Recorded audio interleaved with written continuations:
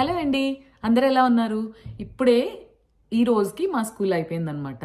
చాలా అలసిపోయి ఉన్నాను. సో, నా మొహం చూస్తే చాలా టైర్డ్‌గా ఉంది కదా!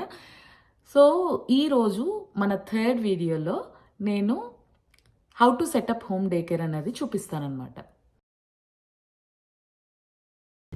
సో, ఈ వీడియోలో ఇంట్లో చైల్డ్ కేర్ స్టార్ట్ చేయాలి అనుకుంటే ఎలా సెటప్ చేయాలి? హోమ్‌లో ఏమేం కావాలి? ఏమేం ఐటెమ్స్ తీసుకోవాలనేది అయితే మనం చూద్దాం ఈరోజు. ఫస్ట్ హోమ్ డే కేర్ ఎప్పుడైనా స్టార్ట్ చేయాలి అనుకుంటే మనం ఒక ప్లేస్ అనేది సెలెక్ట్ చేసుకోవాలి. అంటే మన ఇల్లూరులో ఒక place either your living room or ఏదైనా సెపరేట్ రూమ్ ఏదైనా ఉంటే ఆ స్పేస్ని డిసైడ్ చేసుకోవాలి. అంటే మనం చైల్డ్ కేర్ని ఎక్కడ రన్ చేద్దాం అనుకుంటున్నామో ఆ ప్లేస్ అయితే డిసైడ్ చేసుకోవాలి. అండ్ చైల్డ్ కేర్ స్టార్ట్ చేయాలంటే మనం ఉండే ప్లేసు చాలా క్లోజ్డ్‌గా కాకుండా మంచిగా వెల్ వెంటిలేటెడ్‌గా ఉండాలనమాట. అంటే మొత్తం లైటింగ్, సన్‌లైట్ అది పడితే పిల్లలు కాస్త ఎనర్జెటిక్‌గా ఉంటారనమాట.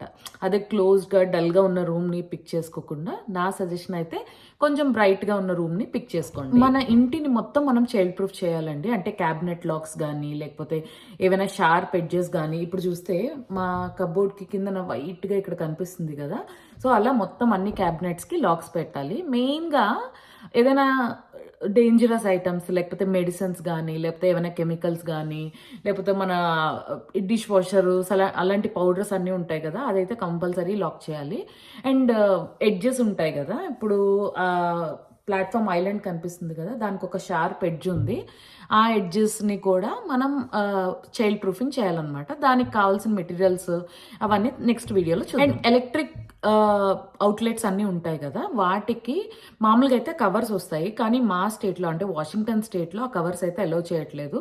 ప్రతి ఒక్క స్విచ్ బోర్డు చైల్డ్‌కి ఏమేమైతే స్విచ్ బోర్డులు అందుతున్నాయో అవన్నీ ట్యాంపర్ రెసిస్టెంట్ ఉండాలన్నమాట. అంటే మనం మీ స్విచ్ బోర్డ్ మీద చూస్తే టీఆర్ అని రాసుంటాయనమాట. అంటే అది వాటర్ పెట్టినా, లేకపోతే చేతులు అవి పెట్టినా గూడా దానికైతే ఏం కాదు. అండ్ బాత్రూమ్స్‌లో అవుట్‌లెట్స్ ఉంటాయి గదా మనకి.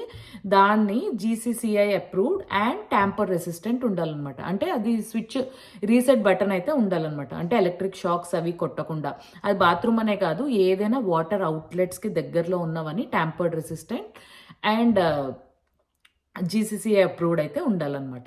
సో, ఇవి బేసిక్ మెయిన్ అనమాట. మెయిన్ మనం ప్లేస్ సెటప్ చేసుకోవాలి అనుకున్నప్పుడు మెయిన్ చూసుకోవాల్సింది. ఇంకా డీప్‌గా, డీటెయిల్డ్‌గా కావాలంటే నెక్స్ట్ ఇంకొక వీడియోలో చేస్తాను. సో, ఫస్ట్ అయితే మనం స్పేస్‌ని చూసింగ్ ద రైట్ స్పేస్ అంటే స్పేస్‌ని ఎలా డిసైడ్ చేయాలనేది అయితే చూసుకున్నాం కదా!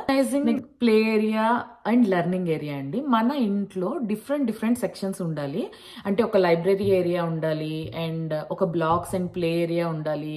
అండ్ ఒకటి ఇమేజినరీ ఆర్ క్రియేటివ్ ఏరియా అనేది ఉండాలన్నమాట. అంటే